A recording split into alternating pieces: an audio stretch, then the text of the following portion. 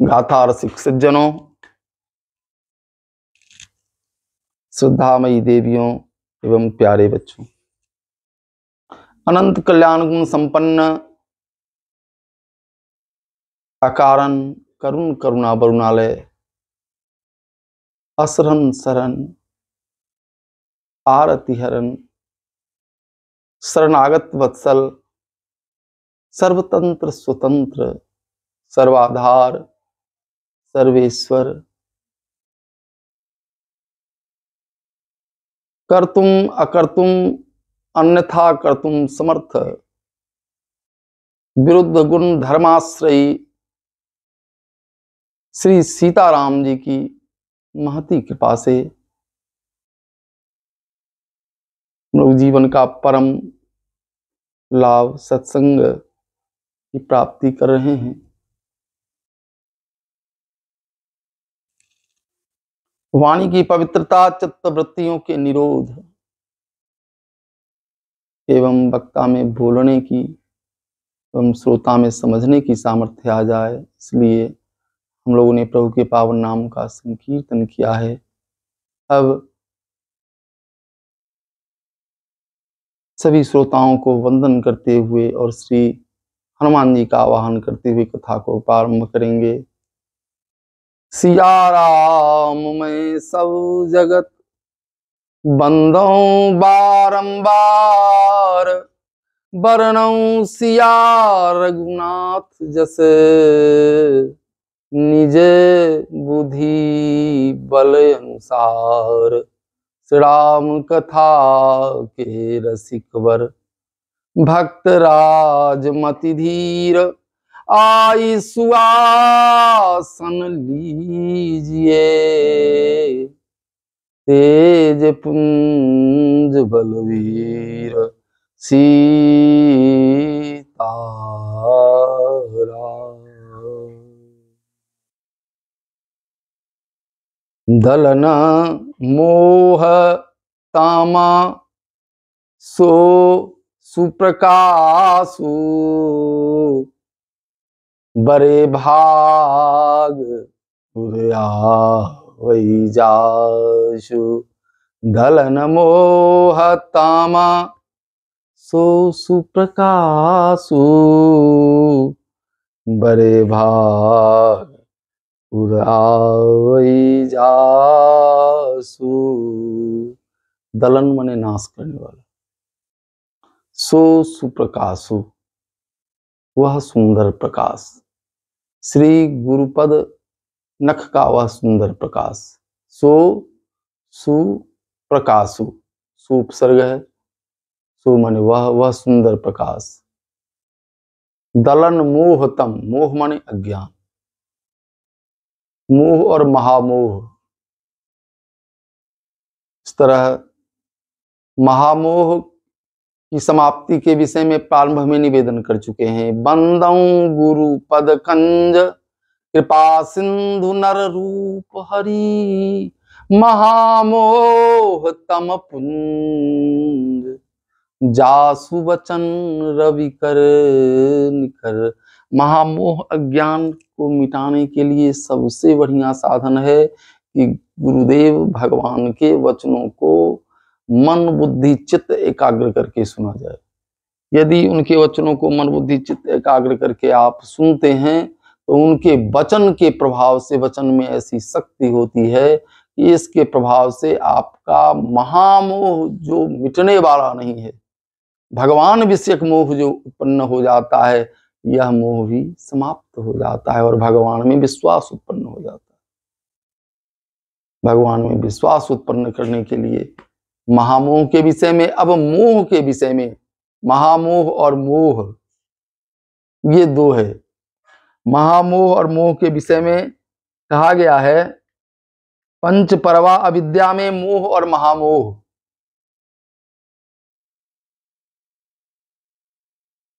इन दोनों की चर्चा आती है। तो महामोह के मिटाने की बात शुरू में गोस्वामी जी ने बताया और अब मोह मिटाने की बात कहते हैं। दलन मोह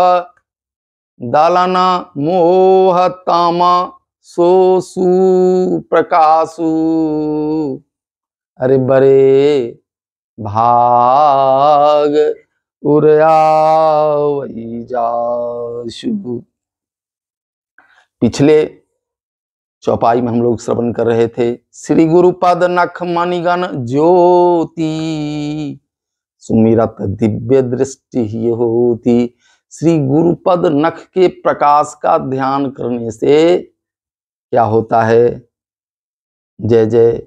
श्री गुरुपद नख मणिगण ज्योति सुमिरत दिव्य दृष्टि ही होती। हृदय में दिव्य दृष्टि की प्राप्ति होती है। हृदय की आंखें खुल जाती हैं।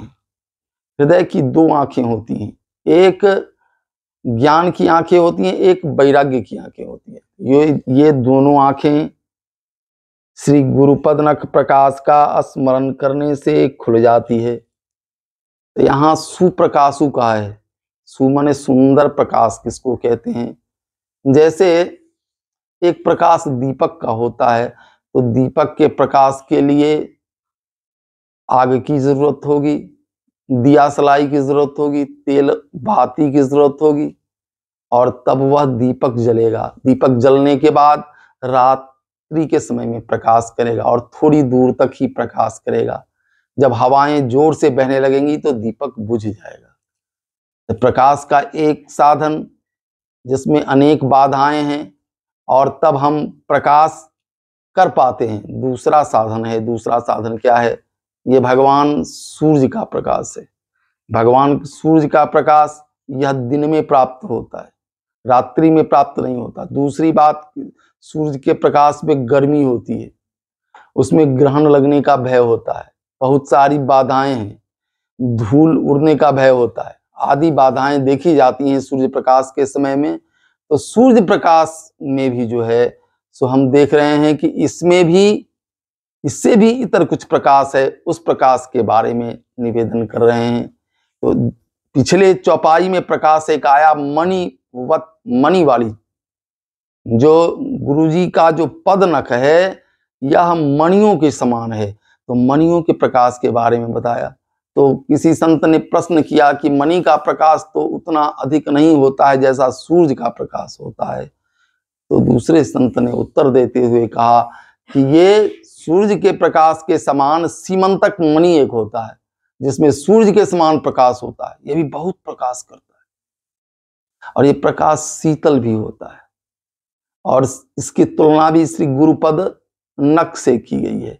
लेकिन गुरुपद नख का जो प्रकाश है और मणि का जो प्रकाश है, इसमें मणि का प्रकाश जो है यह भी हमेशा नहीं रह सकता, लेकिन ये सबको सुलभ नहीं है। जैसे सीमंतक मणि है, किसको मिलेगा? किसी किसी को प्राप्त होगा, जो बरभागी होगा उसको प्राप्त होगा। और दूसरी तरफ श्री गुरुपद नख का जो प्रकाश है, ये प्रकाश हमेशा अपने शिष्य के हृदय को प्रकाशित करता रहता है। सीताराम जय सीताराम, सीताराम जय। दूसरा पाठ जो है सो कहते हैं बड़े भाग। भाग्यशाली कौन है? सुप्रकाश पाठ सिद्ध होता है। बड़े भाग, सूर्य का प्रकाश सबको सुलभ है, और नख प्रकाश के लिए कहते हैं कि बड़े भाग से प्राप्त होता है। भगवान सूर्य का प्रकाश सबके लिए सुलभ है, और गुरुदेव के पदनख का जो प्रकाश है यह भी सबके लिए सुलभ है। लेकिन प्राप्त उसी को होता है जो सौभाग्यशाली होता है, जिसके बहुत बड़े भाग्य हैं, उसी को इस पदनख प्रकाश की प्राप्ति होती है। जे गुरुपद अंबुज अनुरागी, ते लोग कहूं बेदहूं बरभागी। जो श्री गुरुदेव महाराज के चरण कमल का अनुरागी होता है, वह इस संसार में भी पूज्य है। और दूसरी बात, इस संसार में तो पूज्य होता ही है, साथ ही साथ ते लोकहूं बेदहूं बड़भागी, वह लोक और वेद दोनों में बड़भागी गिना जाता है। एक संत की कथा है, अनंत श्री समलंकित श्री मलूक पीठ वाले महाराज जी कथा सुनाते हुए उनसे मैंने इस कथा को सुना है। वे कहा करते थे कि एक संत थे, उनके आश्रम में एक भोला भाला शिष्य रहने के लिए आया। तो उन्होंने उसे आश्रम की सेवा बता दी, कहा कि देखो आश्रम साफ करना है, गौ की सेवा करना है, आदि रसोई आदि का कार्य है, इस कार्य को तुम करो। तो बड़े लगन से वह भोला भाला शिष्य अपने गुरु के वचनों में विश्वास करता हुआ आश्रम की सेवा करने लगा। इस तरह सेवा करते हुए 15-16 वर्ष बीत गए। लंबे समय तक सेवा करता रहा, गुरु से कुछ पूछता नहीं, बस गुरु ने जो रास्ता बताया उसमें विश्वास करके सेवा करता था। सेवा में उसकी लगन थी। तो उनके साथियों ने कहा कि देखो हम लोग तो भजन भी करते हैं, जप करते हैं, पाठ करते हैं, लेकिन तुम तो हमेशा सेवा में लगे रहते हो, तुम भी गुरुजी से कोई मंत्र ले लो और उस मंत्र का जप करो। तो उसके मन में आया कि हमारे साथी लोग ठीक कहते हैं, गुरुजी से कोई मंत्र लेना होना चाहिए, यदि गुरुवर हमें मंत्र देते हैं तो हम भी उसका जप करेंगे। ऐसा विचार कर वह अपने गुरुजी के पास आया, गुरुजी को साष्टांग प्रणाम किया और गुरुजी से बोला कि गुरुदेव आप मुझे मंत्र दीजिए, मैं अब मंत्र जप करना चाहता हूँ, मैंने आश्रम की बहुत सेवा की है, आप मुझे मंत्र देने की कृपा करें। गुरुजी उस समय क्रोध में थे, कोई बात ऐसा हुआ होगा, क्रोध में थे, उन्होंने गाली दे दी उसको।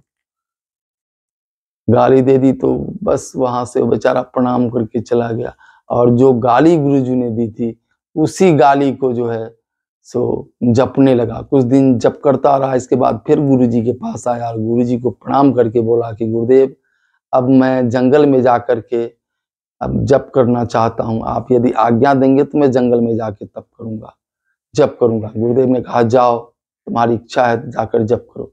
वहां से थोड़ी दूर आश्रम से हट करके वो जंगल में बैठ गया और वहां जप करने लगा। एकदम भोला भाला तो था ही, मन में कोई छल कपट नहीं था और भगवान सरल हृदय वाले पर रीझ जाते हैं, निर्मल मन वाले पर प्रसन्न हो जाते हैं। एकदम तत्परता से जप करने लगा। जप का ये प्रभाव हुआ कि उसे सिद्धि मिल गई। सिद्धि मिल गई तो लोग देखते कि अरे जंगल में बैठ करके तप कर रहा है, तो लोग आके प्रणाम करते, अपनी समस्या उसको सुनाते।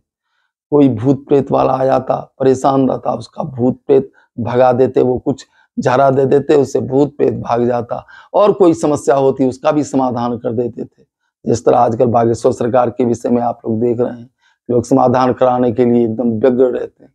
तो इस तरह उसको सिद्धि मिल गई और सिद्धि का प्रभाव ये हुआ कि प्रसिद्धि मिल गई, चारों तरफ से लोग आने लगे। बगल में गुरुदेव का आश्रम था, वहां लोग जाते नहीं थे और शिष्य के पास बड़ी भीड़ रहती थी। शिष्य के पास बड़ी भीड़ रहती थी, कोई ना कोई समस्या लेकर, क्योंकि संसारियों के पास तो समस्या है, वो जब भी जाएंगे साधु के पास भी तो बस भजन कीर्तन के उद्देश्य से नहीं, समस्या लेकर के जाते हैं, अपनी समस्या का समाधान उनको चाहिए। तो समस्या के समाधान के लिए सब लोग आते और सबका समाधान होता था। तो उसकी प्रसिद्धि के कारण गुरुजी को भी पता चला कि अरे हमारे आश्रम में बहुत कम लोग आते हैं, अब मेरे चेला के पास इतनी भीड़ है। तो लोग पूछते कि भाई किसके चेला आप हैं, तो गुरुजी का नाम बताते कि हमारे गुरुजी का आश्रम बगल में, मैं उन्हीं का चेला हूँ। तो गुरुजी को भी पता चला, तो गुरुजी आए उसके पास। आप बोले कि बेटा तुम्हारी तो बहुत प्रसिद्धि हो गई है, अच्छी बात है, मुझे बड़ी खुशी है, मेरा शिष्य यदि सिद्ध हो गया और उसकी प्रसिद्धि हो गई तो एक खुशी की बात है, लेकिन मैं एक बात तुमसे पूछना चाहता हूँ।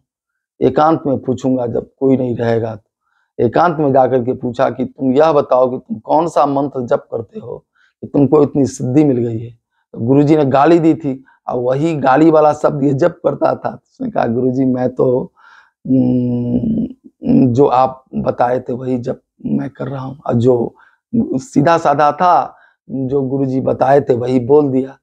तो गुरुजी ने कहा कि देखो बेटा ठीक है, तुमको सिद्धि मिल गई, अच्छी बात है, लेकिन अब हम दूसरा मंत्र बताते हैं, इस मंत्र का जप किया करना, ये राम नाम का मंत्र जप किया करना। तो शब्द ब्रह्म होता है और उसके बार बार आवृत्ति करने के कारण उसको सिद्धि मिल गई। तो ये गुरुपद प्रेम का असर है। जो गुरु को मानते हैं और गुरु की मानते हैं वे बड़भागी हैं और जीवन में धन्य हो जाते हैं। गुरु को मानता था, गुरु की सेवा करता था, और गुरु की मान लिया, गुरु ने कहा कि जाकर जप करो और जप करने लगा। तो गुरु को भी मानता था, गुरु की मानने लगा, इसलिए बड़भागी हो गया और साथ साथ सिद्ध भी हो गया। रामायण की चौपाई इसका समर्थन करती है। जे गुरु पद अम्बुज अनुरागी, ते लो कहू बेदहु पर भागी।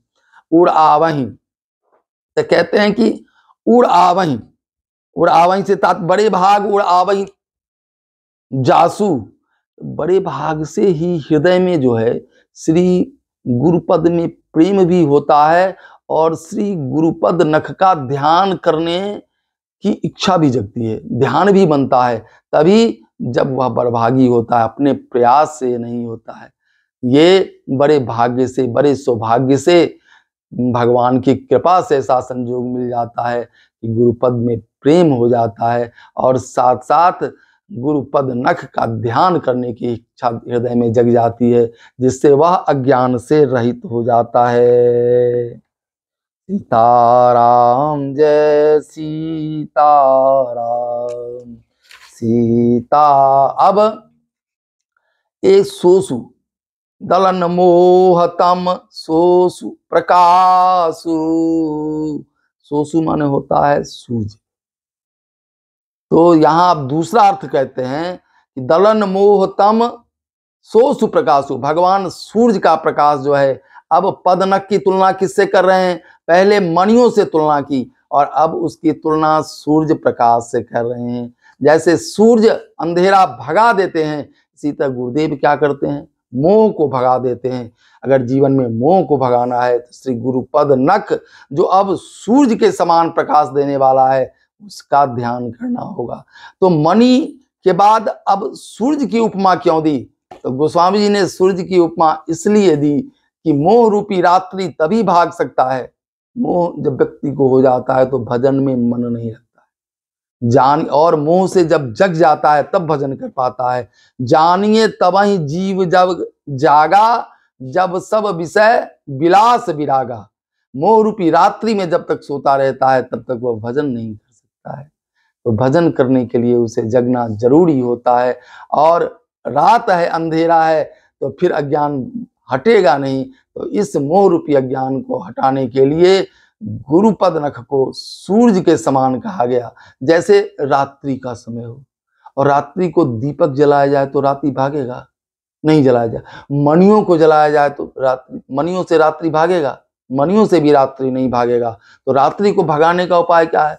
अगर भगवान चंद्रमा, चंद्रदेव यदि आकाश में आ जाए तो भी रात्रि भागेगा? नहीं भागेगा। गोस्वामी जी कहते हैं कि यदि चंद्रदेव 16 कला से आकाश में चमक रहे हो, दूसरी बात, और उनकी सहायता आकाश के जितने तारे हैं सभी कर रहे हो, वो भी चाह रहे हो कि आज रात को दिन में बदल देना है, साथ ही साथ यह भी प्रयास किया जाए कि संसार में जितने पहाड़ हैं सब में आग लगा दिया जाए, इतना करने के बाद भी रात को भगाना आसान नहीं है। जब तक भगवान सूर्य का उदय नहीं होगा तब तक रात जाने वाली नहीं है। गोस्वामी ने दुआ लिखा है, राकापति खोडस वही, चंद्रमा 16 कला से उदित हूं, राकापति खोडस वही, तारागण समुदाय, और तारागण जितने तारे हैं सब सहायता कर रहे हो चंद्र की। तारागण समुदाय सकल गिरिन दवलाइए, सारे पहाड़ों में आग लगा दिया जाए, लेकिन बिन रवि रात न जाए, लेकिन बिना भगवान सूर्य की कृपा के रात जाने वाली नहीं है। इसीलिए गुरुपद नख की तुलना अब सूर्य से कर रहे हैं कि सूर्य मोह रात्रि को भगा देंगे। अब यहां जो चर्चा आई है मोह और महामोह की, पहले महामोह को भगाया था। बंदौ गुरु पद कंज कृपा सिंधु नर रूप हरि, महामोह तम पुंज जासु बचन रवि कर निकर। गुरुदेव के वचन सूर्य किरणों के समान थे, जिसके प्रभाव से महामोह मिट गया। अब मोह को मिटाना है, तो मोह को मिटाने के लिए कह रहे हैं कि श्री गुरुपद नख जो है यह सूर्य के समान है। गुरुपद नख क्या है? सूर्य के समान है, जो मोह को मिटाने वाला है। तो इसके बारे में बहुत सुंदर संतों ने बताया कि पहले महामोह मुखिया था, और मोह क्या है? उसका सेनापति है। तो महामोह को भगाना था तो मुख से भगाया। वचन कहां से निकलता है? मुख से। तो महामोह को, मुखिया को भगाना था तो मुख से कह के भगाया। महामोह मुखिया है तो मुख से कह के महामोह को भगाया, और अब मोह को भगाना है तो मोह को कैसे भगाएंगे? चरण से भगाएंगे। बोलो सियावर रामचंद्र भगवान की। गुरुदेव के वचन और गुरुदेव के चरण में यह सामर्थ्य है कि वो महामोह मोह को भगा सकता है। जो गुरुदेव को मानता है, माने गुरुदेव की सेवा करता है, गुरुदेव को प्रणाम करता है, गुरुदेव की सेवा अनेक तरह से करता है, लेकिन गुरु की नहीं मानता है तो वह सौभाग्यशाली नहीं हो सकता है। जो माता को मानता हो, पिता को मानता हो, पिता की नहीं मानने का अर्थ है पिता के वचन को नहीं मानना, नहीं मानता हो तो बरभागी नहीं हो सकता है। बरभागी बनने के लिए बहुत आवश्यक है कि आप गुरु को भी माने और गुरु की भी माने। गुरु को मानना, गुरु को प्रणाम कर रहे हैं, सेवा कर, गुरु की मानना, उनके वचन का पालन करना। ये दोनों बातें जीवन में हो जाए तो इसी जीवन में व्यक्ति सौभाग्यशाली बन जाता है। देवता भी सिहाते हैं उसके इस पुण्य को देख करके, और अपने जीवन में ही उनके वचन का पालन करते हुए मंत्र जप के प्रभाव से सिद्धि भी मिल जाती है। वहां तो गुरुदेव ने गाली दी और उसके प्रभाव से चेला सिद्ध हो गया। और जब राम नाम का जप किया जाएगा तो राम नाम तो वैसे ही सारे रिद्धि सिद्धियों को देने वाला है। बोलो सियावर रामचंद्र भगवान की। तथा विसर्जन होते हैं सुन